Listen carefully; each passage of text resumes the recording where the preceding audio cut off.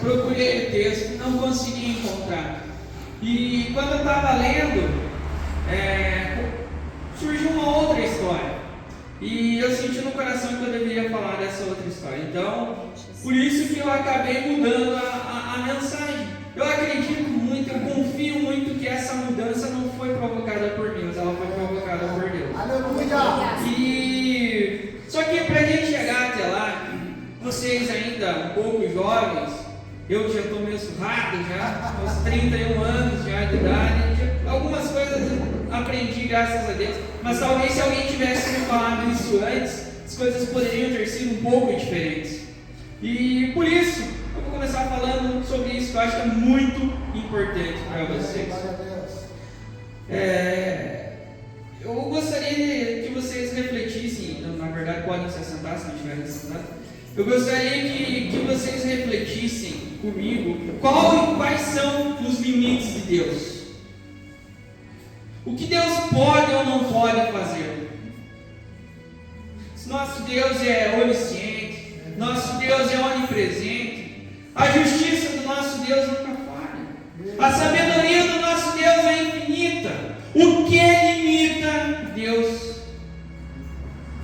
É uma resposta simples, mas que a gente deve pensar nela todos os dias.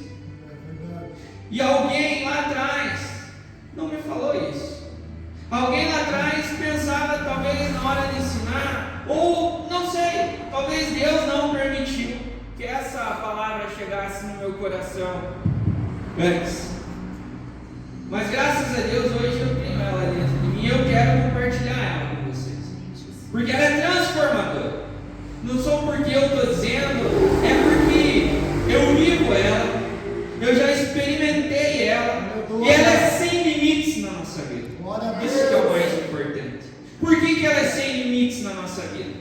Porque ela só depende de uma coisa. Ela só depende da nossa fé. Aleluia. Deus age, o limite de Deus na nossa vida é proporcional à nossa fé. Então, quando as coisas vão acontecendo, a gente vai tomando conhecimento, começa a refletir, começa a ler a Bíblia, começa a estudar, começa a permitir que Deus fale com nós de uma maneira mais íntima, de uma maneira mais não reservada.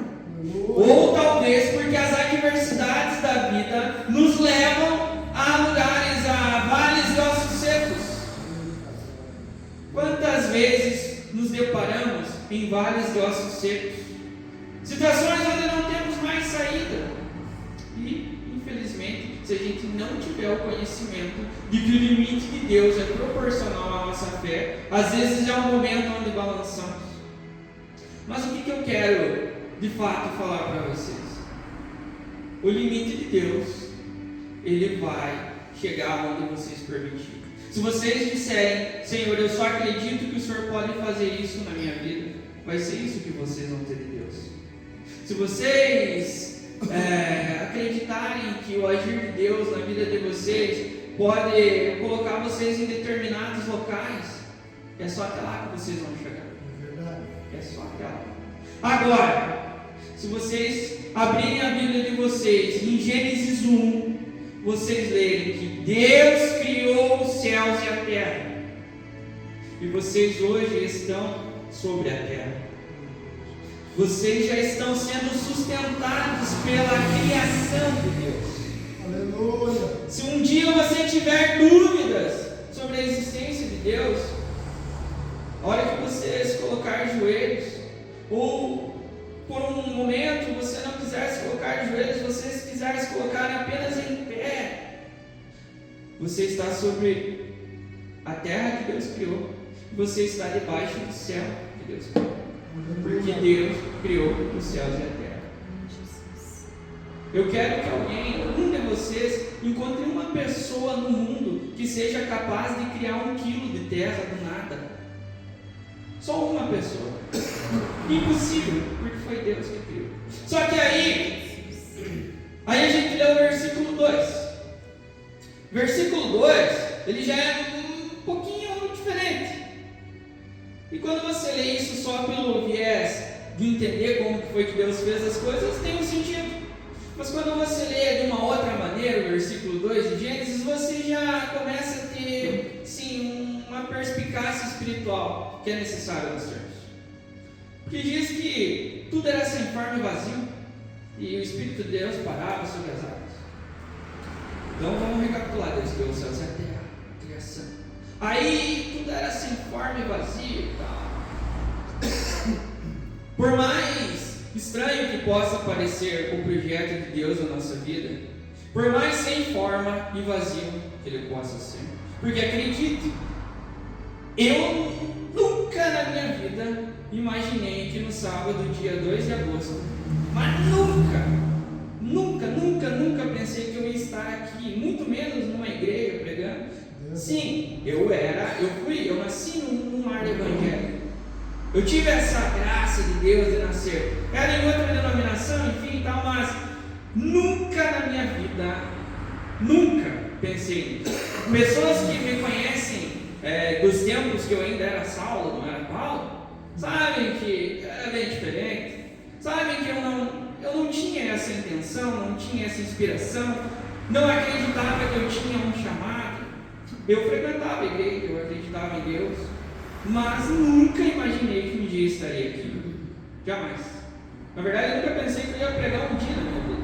Só que, sobre a criação de Deus, eu sou uma criatura assim como vocês são. Assim como em alguns momentos as coisas ficam meio estranhas na minha vida, meio sem forma, ao meu olhar, ficam meio vazias, na vida de vocês não é diferente. E por mais que hoje vocês sejam jovens, e estejam começando, até talvez não sejam tão jovens, ou pensem que não são, e vocês não entendam a criação de Deus, não entendam qual que é o projeto, tudo está sem forma, tudo está vazio, não sabe o que vai ser, não sabe o que vai seguir, não sabe aonde vai chegar. Isso pode acontecer, isso acontece. Até muitas coisas que eu vivo hoje na minha vida, apesar de já ter estudado, de Deus ter trabalhado muito a minha fé, acreditar de uma maneira muito diferente no sobrenatural, no agir de Deus sobre a minha vida, ainda assim tem coisas que ficam sem forma e vazias. Mas, aí vem o versículo 3. Versículo 3 do livro de Gênesis. Quando você lê, Deus disse: haja luz. Prestem atenção. Haja luz. O que a luz faz quando a gente entra em um ambiente que está escuro, que não dá para ver nada? Muitas vezes entramos batendo em alguma coisa. Você vai talvez sair na rua, vai dirigir um carro, não vai conseguir porque está tudo escuro. Aí quando vem a luz fica tudo claro. Quando vem a luz, você entende. Quando vem a luz, você consegue perceber, você consegue enxergar. O que não fazia sentido, que estava sem forma e vazio, começa a fazer sentido. Começa a se transformar em algo que parecia que não tinha forma e era vazio. Mas você entende o projeto de Deus. Aquela velha história, aquele ditado popular que diz que Deus escreve reto por linhas tortas é a maior mentira que existe. Deus não escreve reto por linhas tortas. Deus escreve reto desde o começo. A única coisa é que às vezes nós ainda não temos a luz de Deus sobre o projeto. Às vezes ainda Ele não permitiu que nós vejamos o que Ele quer fazer nas nossas vidas e através das nossas vidas. Porque no fim a ideia é sempre para o reino. Tudo é para Ele. Tudo que nós fazemos é para Ele. Tudo nós somos para Ele e nós vamos voltar para Ele. Vocês acreditam? Eu acredito que nós vamos voltar. E aí, irmãos, quando eu lia para preparar a mensagem, eu procurava um texto, procurava, não achava, acabei lendo o livro inteiro de Juízes para tentar achar o texto. Aí eu não entendi que a mensagem era para ser outra. Eu entendi que Deus queria falar com a igreja hoje, falar comigo sobre Gideão. Quem de vocês conhece a história de Gideão? Não adianta levantar a mão, que eu não vou ver mais. Enfim, eu acredito que vocês conhecem a história de Gideão. Mas aonde que eu quero chegar? Quando você lê o livro de Juízes e você percebe que o povo de Israel por muitas vezes sofreu após ter sido tirado do Egito, porque quando a coisa começava a ficar boa para a vida deles, eles começavam a fazer coisas erradas, começavam a adorar outros deuses, começavam a fazer práticas que desagradavam a Deus. E por muito tempo, eu lendo esse texto, eu pensava assim, mas meu Deus, por que o povo faz isso? Por que o povo fazia isso? Só que aí o Espírito Santo fala no coração da gente. Quantas vezes eu também não fiz isso?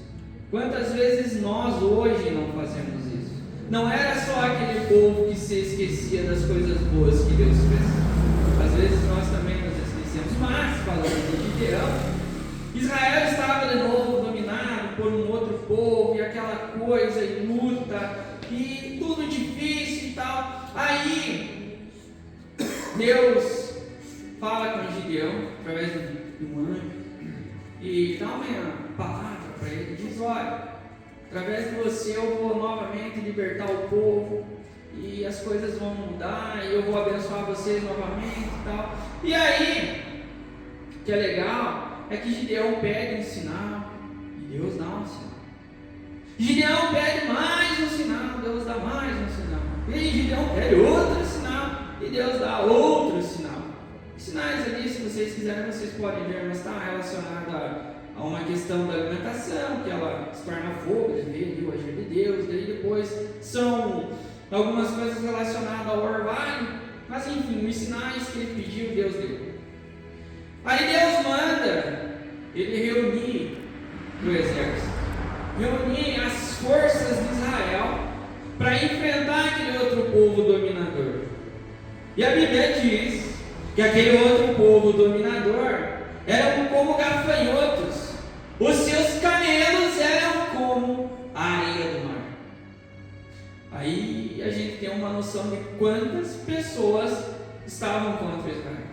Se elas eram como areias do mar. Eu desafio vocês a contar a areia do mar. Vai em qualquer praia e conta quantos grãos de areia tem.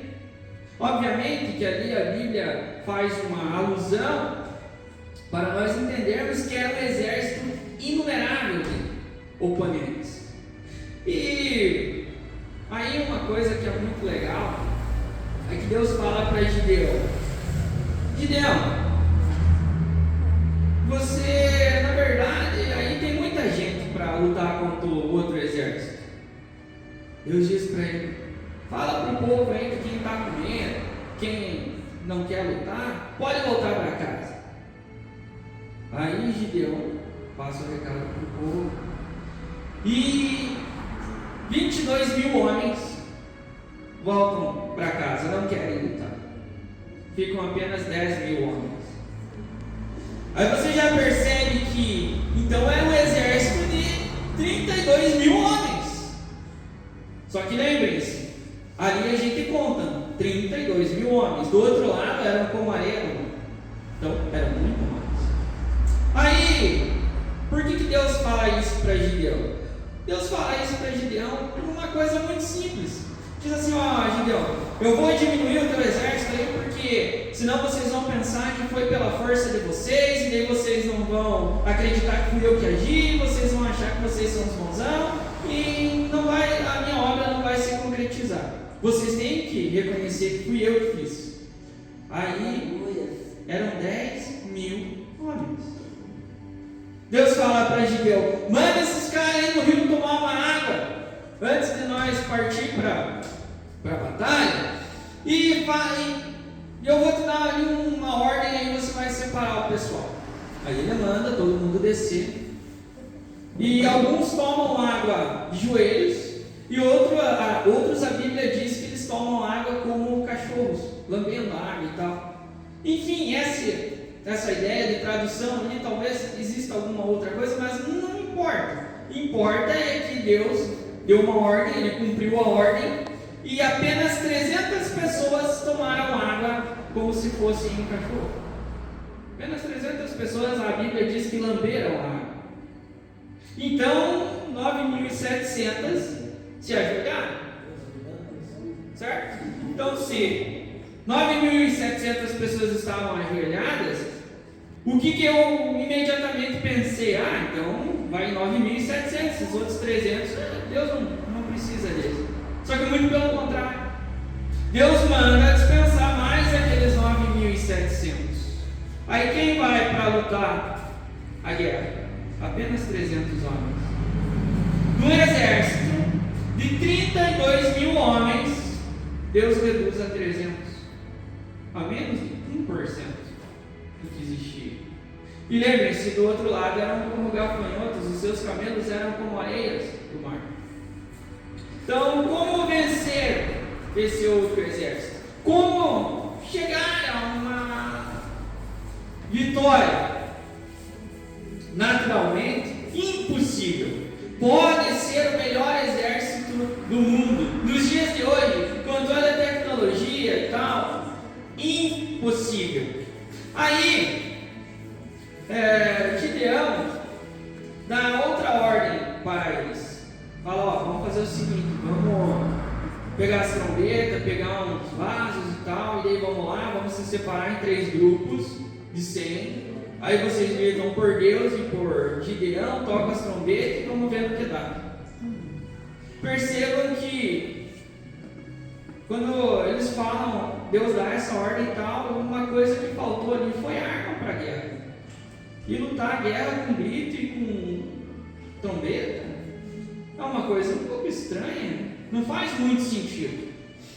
Mas Gideão assim faz, porque Deus mandou. E quando Deus manda, a gente só faz, a gente não discute a ordem.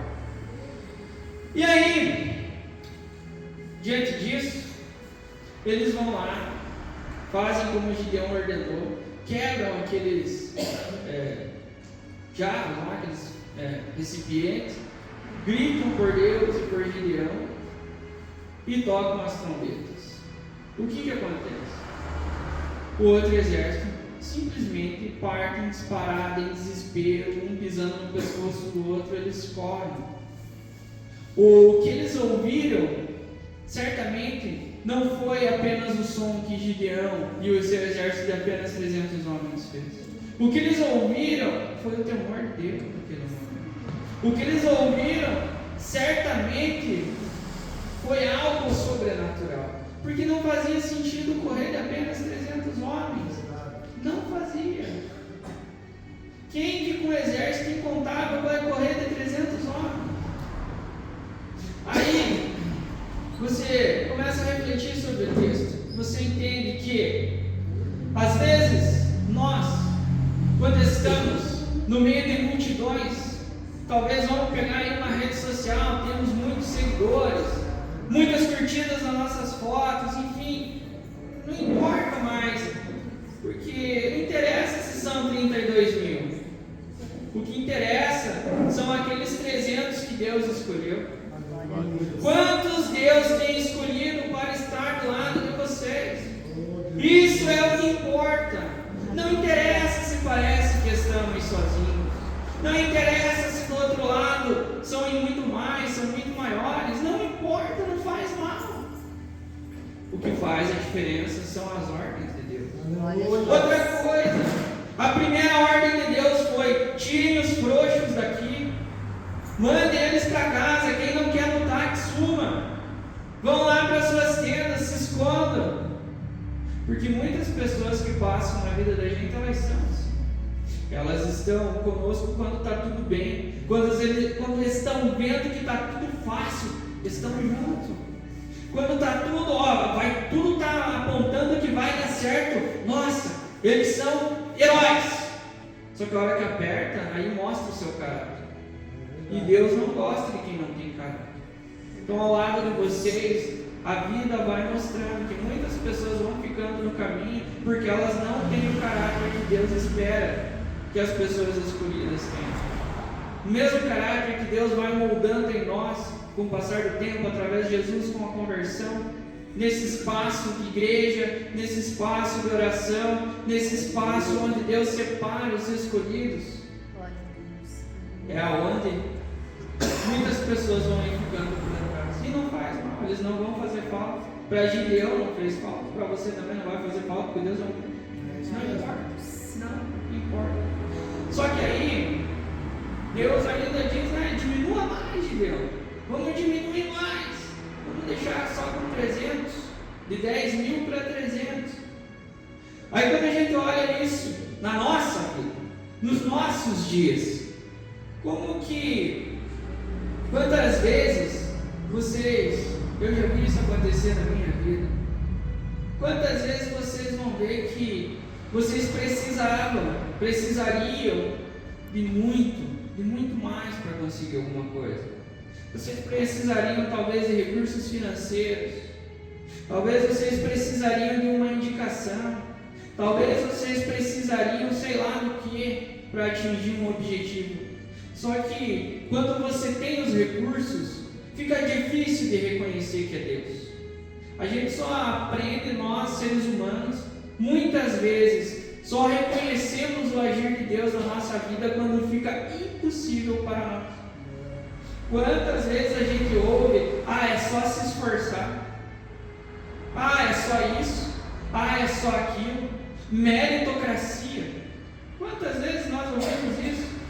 Não, eu não estou dizendo para vocês que não precisa se esforçar. Eu não estou dizendo para vocês que não precisa correr atrás das coisas da vida. Eu não estou dizendo isso. Só que eu estou dizendo que quando Deus quer mostrar o agir dele na nossa vida, a proteção dele na nossa vida, a mão dele na nossa vida, nós chegamos em locais, em ambientes, em situações que fica impossível, simplesmente impossível, que naturalmente não tem como, não dá, não vai dar certo, não vai conseguir, não vai acontecer. Aí Deus age. Aí o sobrenatural de Deus chega. Aí o que era impossível se torna realidade. Aí nós, seres humanos, com a nossa humanidade, nos tornamos capazes de reconhecer que não tinha mais jeito, que se não fosse Deus, mais ninguém ia acontecer, ninguém mais ia fazer aquilo acontecer. Aí voltamos lá no começo da nossa mensagem, quando eu falava para vocês que somos nós que reconhecemos os limites de Deus. Cara, nas pequenas coisas, aprenda a reconhecer que foi Deus. A oportunidade que chegou na tua mão não foi porque teu pai era isso, tua mãe era aquilo, teu tio era não sei o que, não foi porque alguém, um colega, um amigo, uma indicação, não foi. Aquela oportunidade chegou para você porque Deus quis, senão ela não chegava. Aprenda a reconhecer isso, desde o começo da tua vida, em tudo que você for fazer, não importa, seja uma coisa mais simples, uma coisa complexa, foi Deus. Aprenda a reconhecer. Isso vai evitar durante a sua vida muitas situações adversas, muitas situações onde você precise de fato ser humilhado. Vai evitar você passar por muitas frustrações, porque se você já está reconhecendo Deus nas coisas naturais, talvez você não precise chegar ao fundo do poço ou chegar ao porão do fundo do poço para reconhecer que Deus está agindo.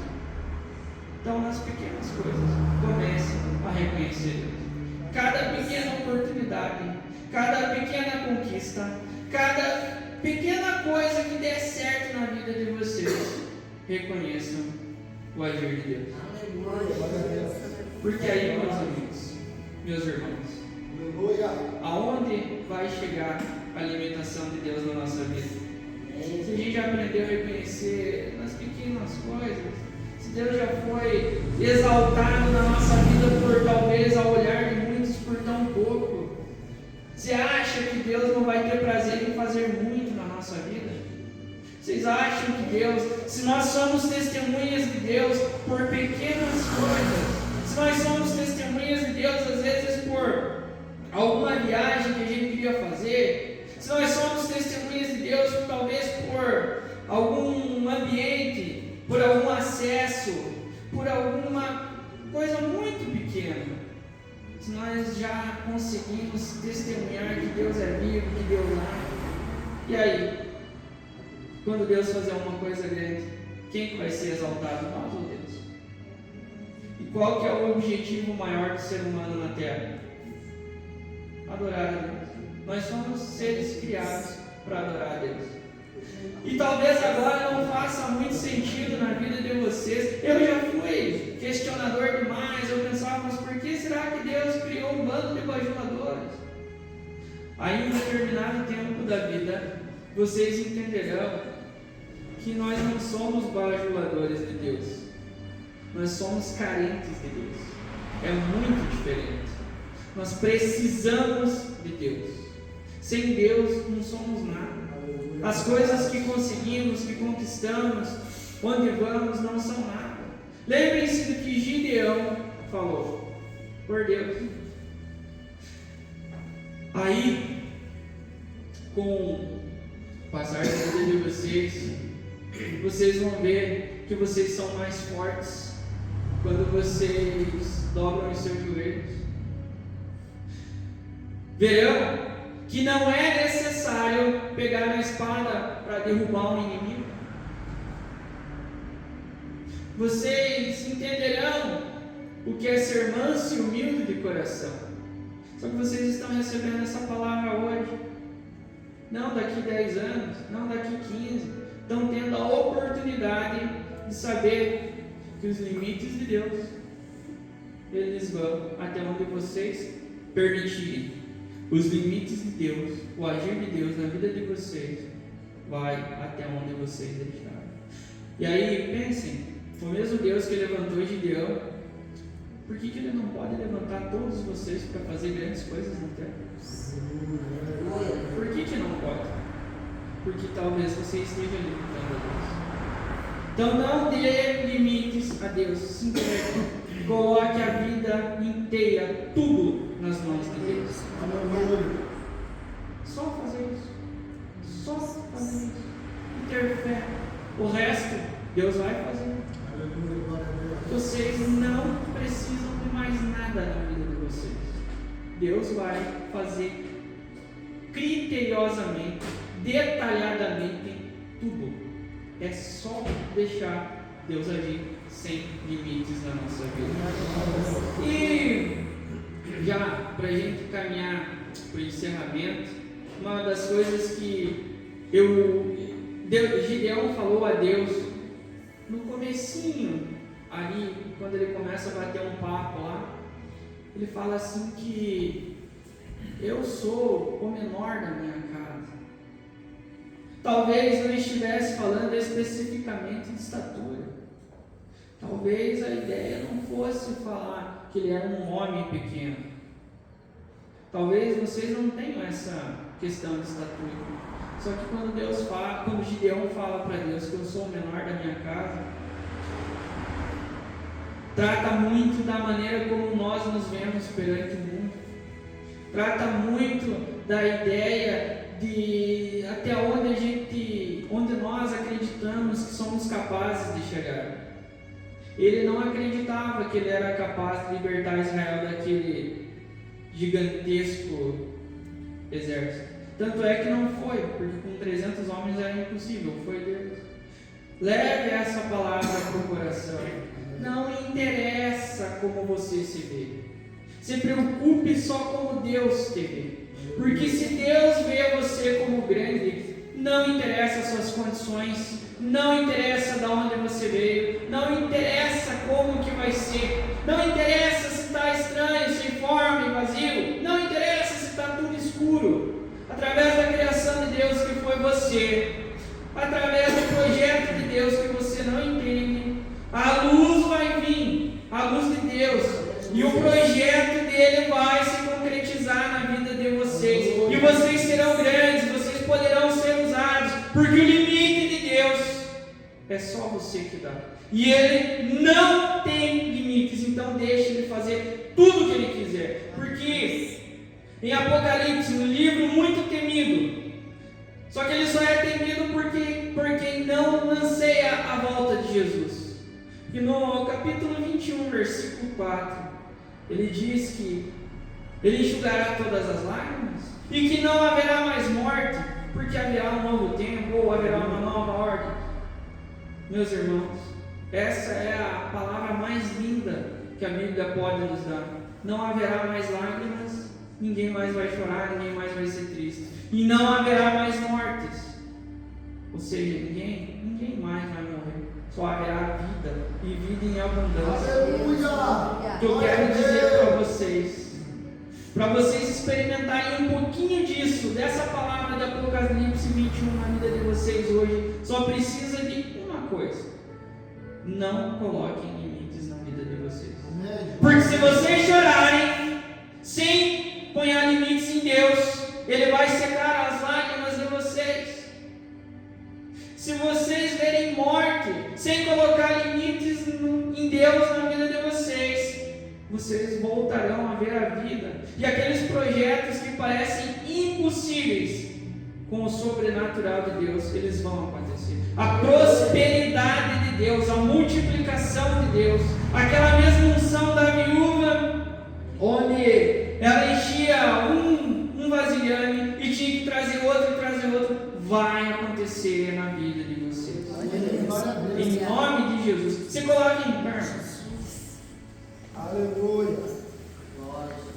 Vou convidar vocês para a gente fazer uma oração e aí já devolvo a palavra para vocês.